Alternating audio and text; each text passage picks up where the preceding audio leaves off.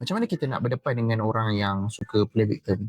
Dalam surah Yusuf, kita akan dapati ada satu figure, ada tu watak yang dia memang suka play victim. Kan watak yang kita kenal sebagai Zulaikha lah, isteri kepada menteri pada ketika itu. So, bila Nabi Yusuf AS, dia berjaya membuktikan yang dia tak bersalah pun menggoda. Sebaliknya, Zulaikha yang menggoda. Benda tu menyebabkan Zulaikha malu besar.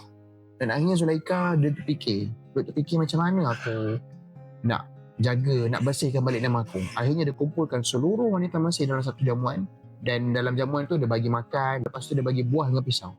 So bila semua perempuan dah pegang buah dengan pisau, pada ketika itulah Zulaikha kata kepada Nabi Yusuf, keluar sekarang. So bila Nabi Yusuf keluar, semua orang terpegun sangat tengok Nabi Yusuf yang sangat kacak, sangat handsome, akhirnya terputus jari.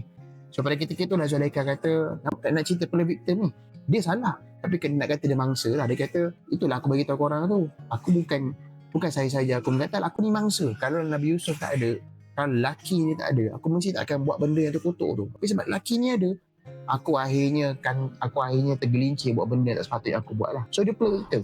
Dia salah bila salahkan orang lain. So macam mana kita nak hadapi orang yang suka play victim ni? So benda yang kita belajar daripada Nabi Yusuf AS, Nabi Yusuf lepas daripada babak tu, apa yang Nabi Yusuf buat? Nabi Yusuf memilih untuk menghindari orang yang play victim. Nabi Yusuf berdoa, wahai Allah, kalaulah penjara itu baik untuk aku, masukkanlah aku dalam penjara. Itu mungkin macam, kenapa Nabi Yusuf masuk penjara ni kan? Ungkapan itu adalah ungkapan yang mana sebaiknya kalau kita mampu menjauhlah dengan orang yang play victim. Sebab orang yang suka play victim ni, dia akan sentiasa nak menunjukkan kita ni bersalah, dia ni betul. So kalau kita selalu interact dengan mereka, kalau kita selalu ada communication dengan mereka, apa yang akan berlaku adalah dia akan drain kita punya energi, dan dia hanya akan menyebabkan kita menyerap, absorb energi-energi yang negatif semata-mata. Itulah perkara yang kita belajar daripada Nabi Yusuf AS tentang bagaimana nak mendepani orang yang suka play victim.